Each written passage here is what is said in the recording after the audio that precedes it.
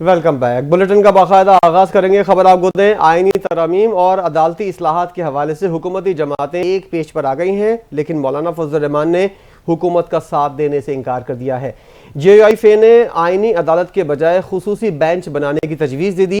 آئینی ترامیم کے مسودے پر اتفاق رائے کے لیے پارلیمانی خصوصی کمیٹی کا اجلاس پیپلز پارٹی کے سینئر رہنما خورشید شاہ کی زیر صدارت ہوا، جس میں حکومت اور حزب اختلاف کی جماعتوں کے نمائندوں نے شرکت کی۔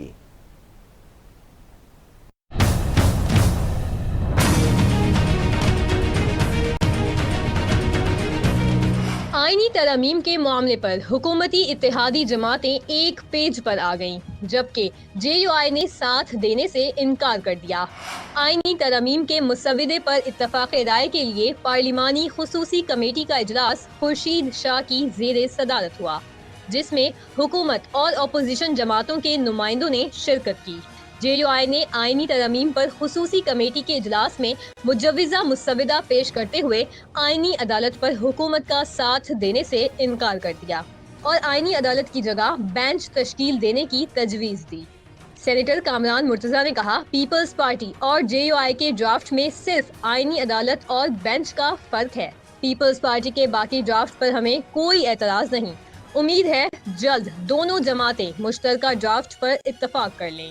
سینیٹر کامران مرتضیٰ نے حکومت کے 56 نکاتی مسودے کے جواب میں 24 نکات پیش کرتے ہوئے کہا کہ 200 سے بھی کم آئینی مقدمات کے لیے بڑے سیٹ اپ کی کوئی ضرورت نہیں۔ شہری رحمان نے کہا، کوئی چیز پرفیکٹ نہیں ہوتی، آئینی ترمیم بھی پرفیکٹ نہیں ہوگی۔ آئینی ترمیم میں شفافیت لانے کی کوشش کی جا رہی ہے، کوشش ہے کہ اتفاق رائے ہو جائے۔ حکومت نے مولانا فضل الرحمان کو ویڈیو لنک کے ذریعے اجلاس کا حصہ بنایا۔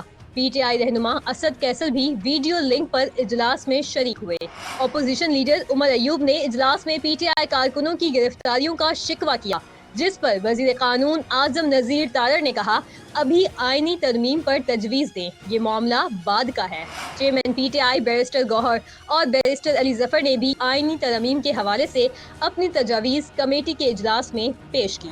آئینی ترمیم کے معاملے پر خصوصی پارلیمانی کمیٹی کا اجلاس 17 اکتوبر کو دوبارہ ہوگا۔ چند ممبر تمام جماعتوں کے مسودے اکٹھا کر کے ایک ڈرافٹ بنائیں گے۔ آئینی ترمیم سے متعلق مسودوں پر غور کے لیے ذیلی کمیٹی بنا دی گئی۔ ذیلی کمیٹی مخصوص کمیٹی کو رپورٹ دے گی۔ ذیلی کمیٹی کے اجلاس میں کوئی بھی شرکت کر سکے گا۔ مجوزہ آئینی ترامیم پر مشاورت کے لیے قائم پارلیمنٹ کی خصوصی کمیٹی نے ترامیم سے متعلق سفارشات کی تیاری کے لیے وزیر قانون اعظم نذیر تارڑ کی سربراہی میں ذیلی کمیٹی تشکیل دے دی۔ ذیلی کمیٹی میں پی ٹی آئی کے 2 ارکان کو بھی شامل کیا گیا ہے۔ کمیٹی 2 روز میں سفارشات مرتب کر کے خصوصی کمیٹی کو دے گی۔ ذیلی کمیٹی کے اجلاس میں کوئی بھی شرکت کر سکے گا۔ خصوصی کمیٹی کا اجلاس 17 اکتوبر کو ہونے کا امکان ہے۔ اجلاس کے بعد میڈیا سے گفتگو کرتے ہوئے حکومتی سینیٹر عرفان صدیقی نے کہا، خصوصی کمیٹی نے اعظم نذیر تارڑ کی سربراہی میں ایک ذیلی کمیٹی تشکیل دی ہے۔ ذیلی کمیٹی میں کامران مرتضیٰ اور پی ٹی آئی کے 2 ارکان شامل ہیں۔ عرفان صدیقی نے کہا کہ ساری جماعتوں کے مسودوں میں کوئی اصولی اختلاف نہیں ہے۔ پی ٹی آئی کے اختلافات زیادہ ہیں، ان کے تحفظات بھی ہیں۔ پی ٹی آئی کے تمام تحفظات دور کرنے کی یقین دہانی کی گئی۔ سینیٹر عرفان صدیقی نے واضح کیا کہ ممبرز پورے ہوں گے تو ترمیم ہوگی، نہ ہوئے تو نہیں ہوگی۔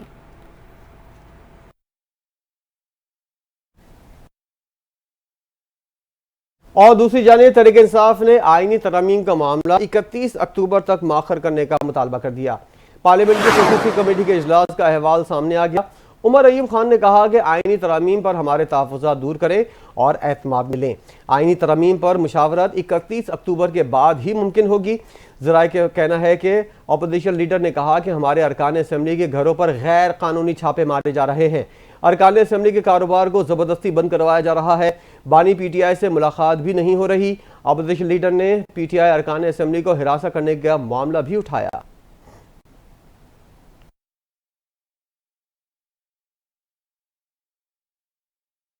آئینی ترمیم کے حوالے سے اہم خبر سے آگاہ کر رہے ہیں کہ آئینی ترمیم سے متعلق حکومتی مسودے کی اہم سامنے آ گئے۔ ذرائع کے مطابق حکومت نے وفاقی آئینی عدالت کی تشکیل کا ڈھانچہ تیار کر لیا ہے۔ عدالت نے تشکیل کا فارمولہ سیاسی جماعتوں کے ساتھ بھی شیئر کر دیا۔ مجوزہ آئینی ترمیم کے مطابق وفاقی آئینی عدالت چیف جسٹس سمیت 7 ارکان پر مشتمل ہوگی۔ عدالت کے چیف جسٹس 2 سینئر ترین ججز رکن ہوں گے۔ آپ کو ایک بار پھر سے آگاہ کر رہے ہیں، حکومت کی جانب سے وفاقی آئینی عدالت کی تشکیل کا ڈھانچہ تیار کر لیا گیا ہے اور اس حوالے سے حکومت نے وفاقی آئینی عدالت کی تشکیل کا فارمولہ سیاسی جماعتوں کے ساتھ بھی شیئر کر دیا۔ مجوز ترمیم کے مطابق وفاقی آئینی عدالت چیف جسٹس سمیت 7 ارکان پر مشتمل ہوگی۔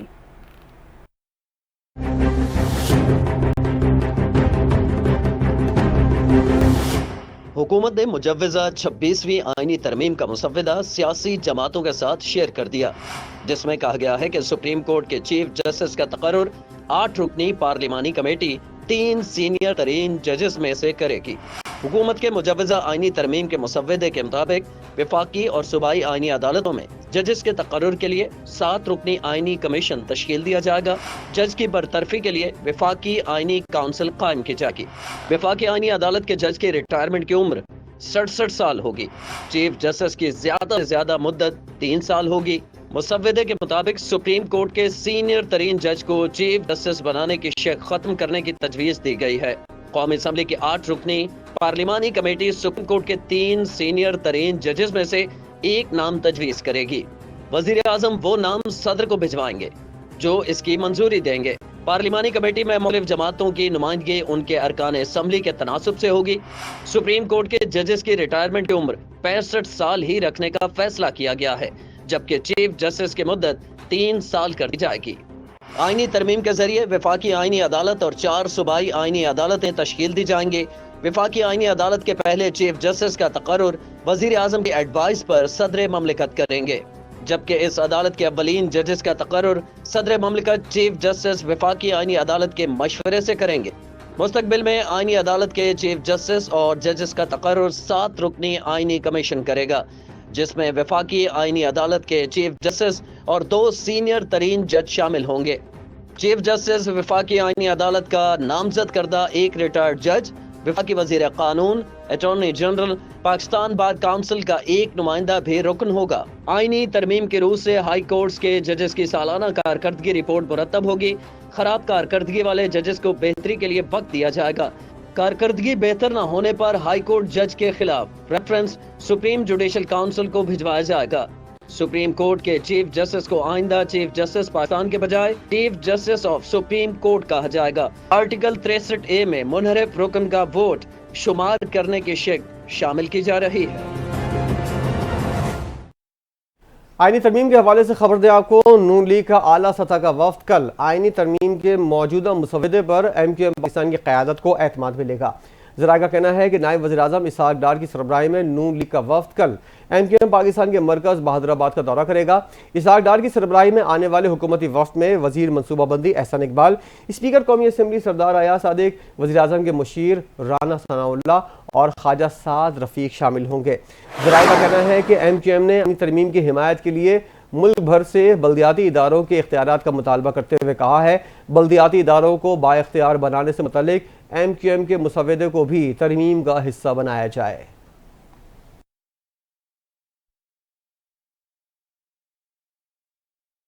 متحدہ قومی موومنٹ پاکستان کے رہنما فاروق ستار نے کہا ہے کہ آئینی ترمیم کسی اصول پر نہیں بلکہ سیاسی مفادات کی بنیاد پر ہو رہی ہے۔ مجوزہ آئینی ترمیم کی حمایت کے سوال پر فاروق ستار نے کہا ایم نے اب تک آئینی ترمیم کا مسودہ ہی نہیں دیکھا۔ انہوں نے کہا کہ جو آئینی اصلاحات لائی جا رہی ہیں وہ سیاسی ضرورتوں کو دیکھ کر لائی جا رہی ہیں۔ اگر پی ٹی آئی حکومت میں ہوتی تو وہ بھی اسی قسم کی آئینی ترمیم لاتی۔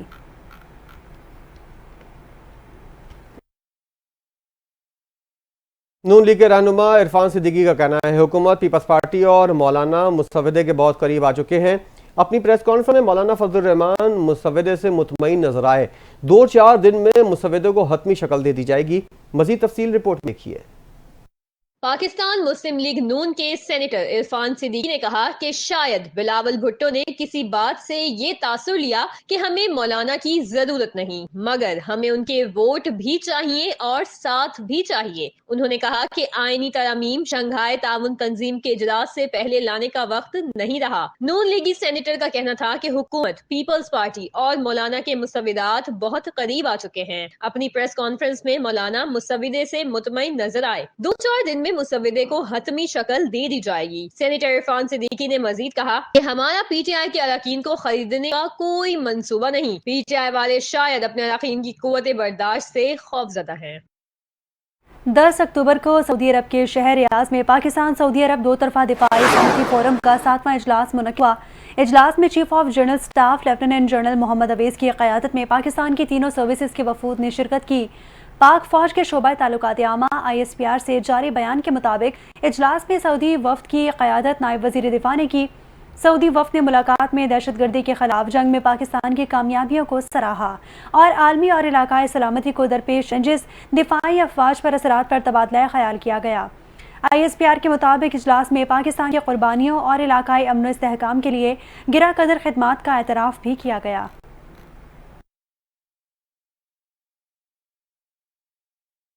हुकूमती वज़रा और इत्तेहादी जमातों के रहनुमाओं ने कहा है कि पाकिस्तान तहरीक इंसाफ दुश्मन के एजेंडे पर गामजन है। सब कुछ प्लानिंग के तहत रियासत को कमज़ोर करने के लिए किया रहा है। शंघाई ताउन तंजीम कॉन्फ्रेंस के मौके पर किसी को भी एहतजाज की इजाज़त नहीं देंगे। इन रहनुमाओं और वज़रा का कहना था कि जेल में बैठा एक शख्स मुल्क के खिलाफ साजिश कर रहा है। तफसीलात देखिए इस रिपोर्ट में।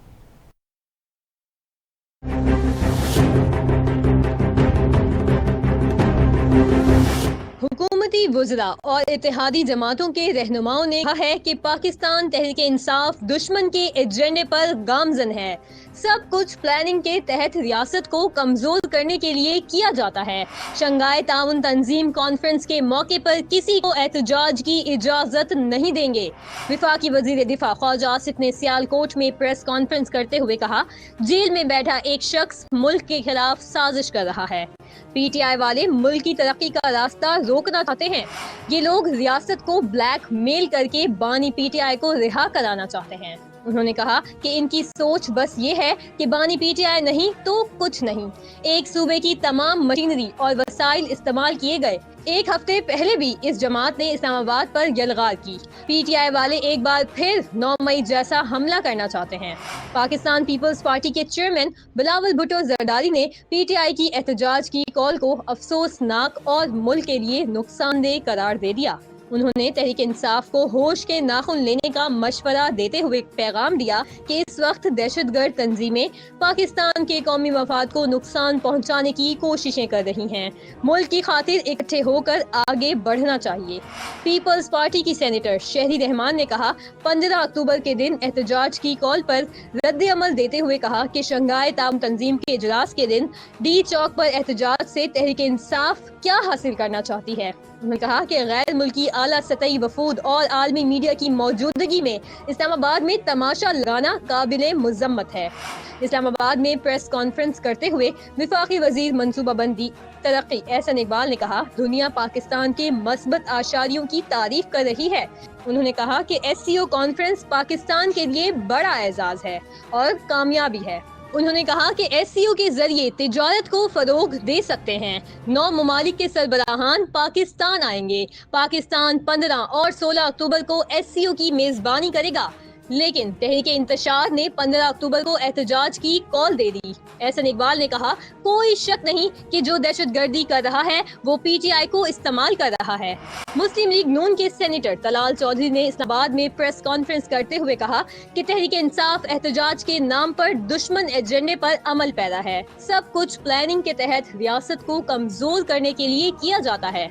उन्होंने कहा, PTI ने पाकिस्तान को डिफॉल्ट करने के लिए IMF को खत लिखा था। वो कामयाब नहीं हुआ तो इदारों पर हमले शुरू कर दिए। PTI एहतजाज की कॉल दुश्मन सोच की अक्कास है। तलाल चौधरी ने कहा PTI माजी में भी मुल्क की तरक्की में रुकावट बनी। वजीर आजम के सियासी उमूर के मुशीर राना सनाउल्लाह ने इल्जाम आयद किया कि पाकिस्तान तहरीक इंसाफ सियासी नहीं बल्कि मुल्क दुश्मन जमात है। वाज़े कर दिया कि SCO कॉन्फ्रेंस के मौके पर किसी को एहतजाज की इजाजत नहीं देंगे। एहतजाज करने वालों का बंदोबस्त किया जाएगा। वफाकी वजीर कानून आजम नज़ीर तारड़ ने कहा कि इस तरह के मामलात में गुफ्तो शनीद से बात आगे बढ़ती है। कौन सी ऐसी चीजें हैं जिसका हल नहीं? सिर्फ तनकीद से मामलात हल नहीं होंगे, अपनी तजावीज़ भी दें। उन्होंने कहा मुल्क चौक हुआ पड़ा है, फैसलों पर तनकीद हो रही है। अदालती फैसलों को देखें तो लगता है जैसे आइन को दोबारा लिखा गया। इन चीजों को बैठ कर सोचने की जरूरत है। वफाकी वज़ीर इत्तलात अताउल्लाह तारड़ ने वाज़े किया कि SCO कॉन्फ्रेंस खुश उसलूबी से आगे चलेगी। शर पसंद अनासिर को रिखना डालने का मौका नहीं मिलेगा। PTI ने 25 साल में दंगा फसाद के अलावा कोई मस्बत काम नहीं किया। MQM पाकिस्तान के रहनुमा फारूक सत्तार ने कहा कि पीपल्स पार्टी, मुस्लिम लीग नून और PTI तीनों जमातें जरूरत के तहत इस्लाहाती एजेंडे की मुखालिफत या हिमायत करती हैं। उन्होंने कहा PTI अदालती इस्लाहात से मुतालिक माजी में हक पे थी, आज मुखालिफत इसलिए कर रही है कि सियासी मफादात को नुकसान पहुँच रहा है।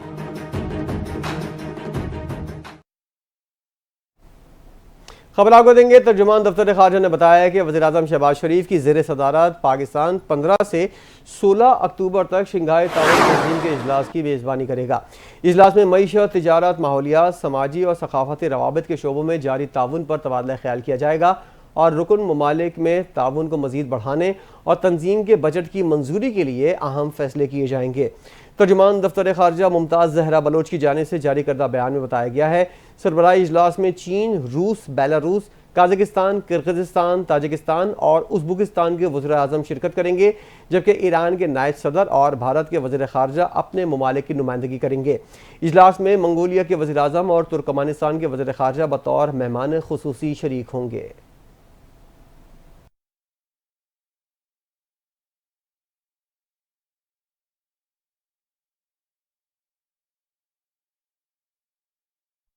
शंघाई ताउन तंजीम के इजलास के हवाले से लाहौर हाईकोर्ट रावलपिंडी बेंच का 3 दिन की छुट्टी का ऐलान।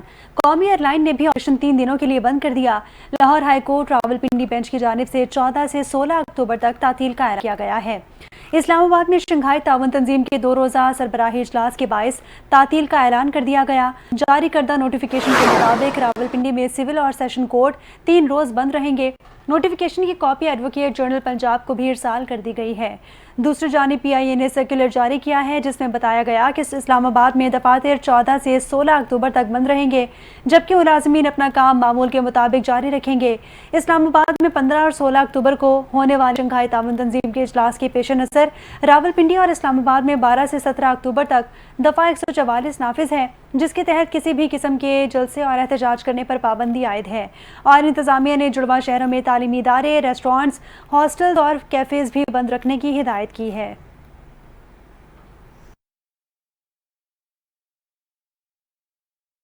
इसके अलावा पंजाब के 5 अजला में दफ़ा 144 नाफिज। पंजाब हुकूमत ने नोटिफिकेशन जारी कर दिया। सियासी इज्तिमा, धरने, जलसे और एहतजाज पर पाबंदी आयद कर दी गई। डेरा गाजी खान, लिया, मुजफ्फरगढ़, राजनपुर और कोट अद्दू में भी दफ़ा 144 नाफिज। पंजाब के 5 अजला में 3 दिन के लिए पाबंदी नाफिज की गई है। पाबंदी का इतलाक़ 14 अक्टूबर तक होगा।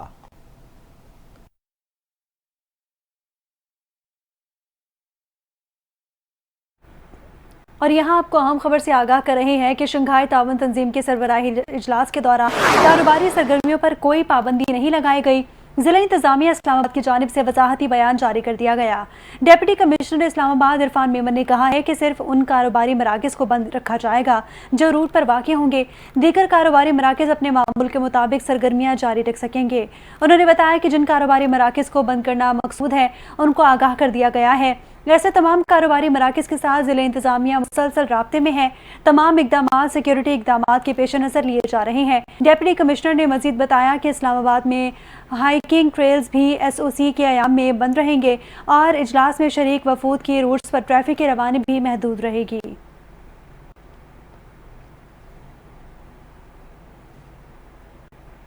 شنگھائی تعاون کانفرنس کے سلسلے میں اسلام آباد ٹریفک پولیس نے جامع پلان ترتیب دیا ہے۔ اسلام آباد ترجمان ٹریفک پولیس نے بتایا ہے عوام الناس کو آگاہ کیا جاتا ہے کہ کسی بھی دقت سے بچنے کے لیے متبادل راستے استعمال کیے جائیں۔ ٹریفک پولیس کی جانب سے مسافروں کو ہدایت کی گئی ہے کہ جی ٹی روڈ پشاور سے روات جانے والے حضرات ٹیکسلا، موٹر وے، چکری انٹرچینج، چک بیلی روڈ اور روات روڈ استعمال کریں۔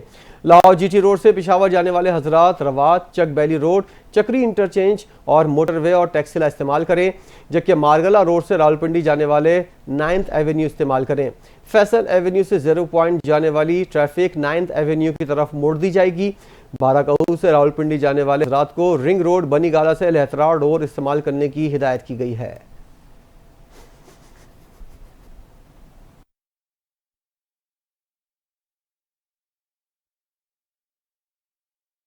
کراچی ایئرپورٹ کے قریب خودکش بم دھماکے کے کیس میں اہم پیش رفت ہوئی ہے۔ سی ٹی ڈی ابتدائی رپورٹ انسداد دہشت گردی عدالت میں پیش کر دی۔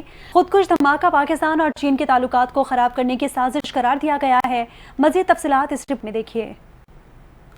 کا امن تباہ کرنے کی سازش، ایئرپورٹ کے قریب دھماکے کی ابتدائی رپورٹ سامنے آ گئی۔ سی ٹی ڈی نے ابتدائی رپورٹ انسداد دہشت گردی کراچی کی عدالت میں پیش کر دی۔ خودکش دھماکہ پاکستان اور چین کے تعلقات خراب کرنے کی سازش قرار۔ رپورٹ میں بتایا گیا کہ خودکش دھماکے میں بلوچستان لبریشن آرمی کو ملوث قرار دیا۔ دہشت گردوں نے ملک دشمن غیر ملکی خفیہ ایجنسی کی مدد سے دھماکہ کیا۔ سی ٹی ڈی رپورٹ میں کہا گیا کہ دہشت گرد نے گاڑی کو چینی باشندوں کے کانوائی کی گاڑیوں کے قریب لا کر بلاسٹ کیا۔ خودکش دھماکہ آؤٹر ٹرمینل جناح انٹرنیشنل ٹرمینل کے قریب گارڈ روم کے سامنے ہوا۔ پولیس دھماکے کی آواز سن کر پولیس ٹیم موقع پر پہنچی تو معمول پولیس، رینجرز اور دیگر افراد زخمی حالت میں موجود تھے۔ دھماکے میں 2 چینی باشندے لی جان اور اورسن حوازین سمیت 3 افراد جان سے گئے۔ دھماکے میں وقار، الیاس، نعیم، رانو خان، عظیم، طارق، علی حمزہ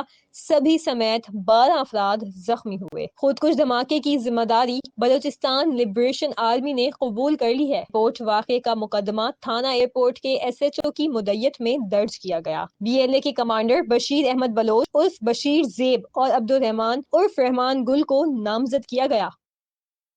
بلوچستان کے علاقے دکی میں کوئلے کی کانوں پر راکٹوں اور دستی بموں سے حملے اور فائرنگ سے کارکنوں کی ہلاکت پر علاقے میں شٹر ڈاؤن ہڑتال کر دی گئی۔ دکی میں 21 مزدوروں کو قتل کے خلاف تاجر برادری، سیاسی جماعتوں اور مزدوروں کی تنظیموں کی اپیل پر شٹر ڈاؤن ہڑتال کی گئی، جبکہ جاباک اور مزدوروں کے لواحقین اور شہریوں نے میتوں کے ہمراہ دکی کے باچا خان چوک پر دھرنا دیا، جو کئی گھنٹوں بعد صوبائی وزراء سے مذاکرات کرنے کے بعد ختم کر دیا گیا۔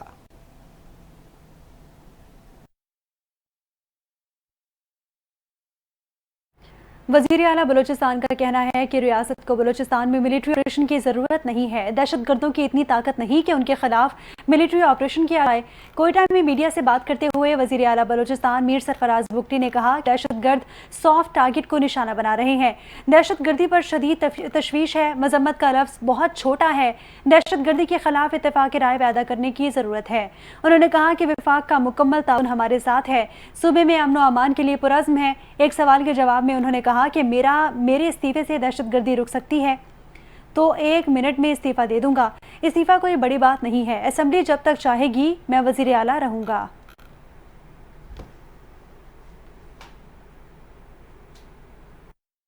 تحریک انصاف کے سینیٹر سیف اللہ ابڑو کو اسلام آباد سے گرفتار کر لیا گیا۔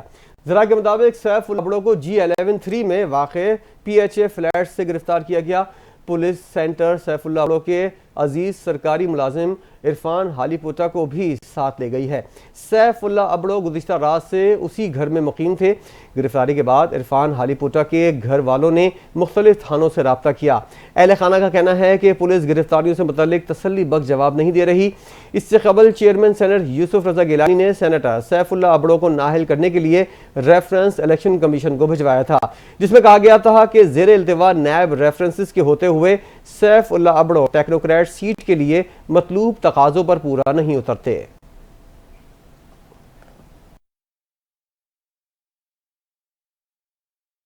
ڈسٹرکٹ اینڈ سیشن کورٹ اسلام آباد نے اسلحہ اور شراب برآمدگی کیس میں وزیر اعلیٰ خیبر پختونخوا علی امین گنڈا پور کے ناقابل ضمانت وارنٹ برقرار رکھنے کا فیصلہ سنا دیا۔ پولیس کو 31 اکتوبر تک انہیں گرفتار کرنے کے پیش نظر حکم دے دیا ہے۔ اور وزیر اعلیٰ خیبر پختونخوا علی امین گنڈاپور طلبی کے باوجود آج بھی عدالت میں پیش نہیں ہوئے۔ ان کے وکیل ظہور الحسن عدالت میں پیش ہوئے۔ دوران سماعت علی امین گنڈاپور کے گزشتہ وارنٹ گرفتاری کی بیلف رپورٹ عدالت میں پیش کی گئی۔ بیلف رپورٹ کے مطابق علی امین گنڈاپور کے وارنٹ گرفتاری پر عمل درآمد نہیں ہو سکا۔ اس دوران وارنٹ گرفتاری پر عمل درآمد کے لیے مہلت دینے کی استدعا کی گئی ہے۔ سماعت کے بعد عدالت نے پولیس کو 23 اکتوبر تک علی امین گنڈاپور کو گرفتار کر کے پیش کرنے کا حکم دیا ہے۔ مزید جسمانی ریمانڈ کی استدعا مسترد، علیمہ خان اور عظمیٰ خان کو جیل بھیج دیا۔ انسداد دہشت گردی کی عدالت اسلام آباد نے مزید جسمانی ریمانڈ کی استدعا مسترد کرتے ہوئے بانی پی ٹی آئی کی بہنوں عظمیٰ خان اور علیمہ خان کو جوڈیشل ریمانڈ پر جیل بھیج دیا۔ اے ٹی سی کے جج طاہر عباس سپرا نے ڈی چوک میں احتجاج پر درج مقدمے میں کی سماعت کی۔ اب بانی پی ٹی آئی کی بہنوں کی جانب سے ایڈوکیٹ عثمان گل اور نیاز اللہ نیازی پیش ہوئے۔ جج نے پروسیکیوٹر سے استفسار کیا کہ 7 دن میں کیا ریکوری کی گئی، ریمانڈ کیوں چاہیے، جس پر پروسیکیوٹر نے کہا جو پلاننگ ہوئی اس کے محرکات تک پہنچنا چاہتے ہیں، دھماکہ خیز مواد کے بارے میں تحقیقات کرنی ہے۔ جج نے کہا جب ریمانڈ لینے آئیں گے تو 1-1 گھنٹے کا حساب دینا ہوگا۔ بعد ازاں عدالت نے جسمانی ریمانڈ کی استدعا مسترد کرتے ہوئے علیمہ خان اور عظمیٰ خان کو جوڈیشل ریمانڈ پر جیل بھیج دیا۔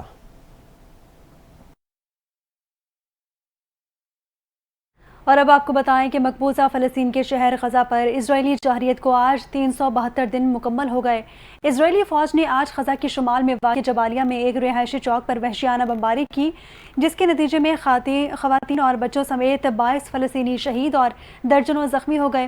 غزہ میں وزارت صحت کی جانب سے جاری رپورٹ میں بتایا گیا کہ گزشتہ روز اسرائیلی بمباری میں خواتین اور بچوں سمیت 61 فلسطینی شہید 231 زخمی ہوئے تھے۔ 7 اکتوبر سے جاری وحشیانہ بمباری میں اب تک 42,126 فلسطینی شہید ہوئے اور 98,117 زخمی ہو چکے ہیں۔ زخمیوں میں 70% سے زائد خواتین اور بچے شامل ہیں۔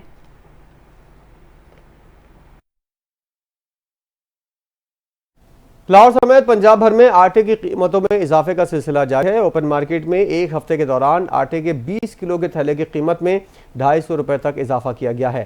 آٹے کے تھیلے کی قیمت 1730 کے بجائے 1800 تک پہنچ گئی ہے۔ گزشتہ ہفتے 20 کلو آٹے کا تھیلا 1550 تک فروخت ہو رہا تھا۔ فلاور ملز ایسوسی ایشن کے مطابق آٹے کی قیمتوں میں اضافہ گندم کی قیمتوں میں اضافے کی وجہ سے کیا گیا ہے۔ نجی شعبے اور منڈیوں میں گندم کا ذخیرہ ختم ہو رہا ہے۔ گندم کی قیمت میں فی من 300 سے 400 روپے تک کا اضافہ ہوا ہے۔ پنجاب فلاور ملز ایسوسی ایشن کا کہنا ہے گورنمنٹ نے گندم کا ذخیرہ نہیں کیا، جس کی وجہ سے قیمتیں بڑھ رہی ہیں۔ پنجاب میں گزشتہ 24 گھنٹوں میں مزید 149 افراد میں ڈینگی وائرس کی تصدیق ہو گئی۔ ترجمان محکمہ صحت کے مطابق سب سے زیادہ راولپنڈی میں 134 ڈینگی بخار کے مریض سامنے آئے ہیں۔ لاہور سے 2، بہاولپور سے 3، شیخوپورہ، جہلم، فیصل آباد سمیت 10 اضلاع سے ایک ڈینگی بخار کے کیس سامنے آئے ہیں۔ محکمہ صحت پنجاب کا کہنا ہے کہ گزشتہ 7 روز کے دوران 997 ڈینگی کیسز رپورٹ ہو چکے۔ رواں سال صوبے میں اب تک ڈینگی کے 3285 کیسز رپورٹ ہو چکے ہیں۔ محکمہ صحت نے انسداد ڈینگی کے لیے تمام انتظامات مکمل کر رکھے ہیں اور تمام سرکاری اسپتالوں میں ڈینگی سمیت دیگر ادویات کا اسٹاک بھی موجود ہے۔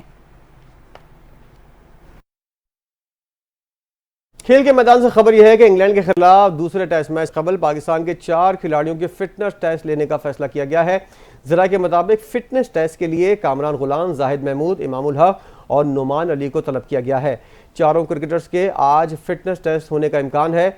انگلینڈ نے پاکستان کو شکست دی تھی۔ نعمان علی اور زاہد محمود کو پہلے ٹیسٹ میچ کے اسکواڈ سے ریلیز کیا گیا تھا۔ دونوں کھلاڑی فٹنس کے مطلوبہ معیار پر بھی پورے نہیں اترے تھے۔ ذرائع کا بتانا ہے کہ دوسرے ٹیسٹ میچ سے باہر ہونے والے ابرار احمد اسپتال میں زیر علاج ہیں۔ پاکستان اور انگلینڈ کے درمیان دوسرا ٹیسٹ میچ 15 اکتوبر سے شروع ہوگا۔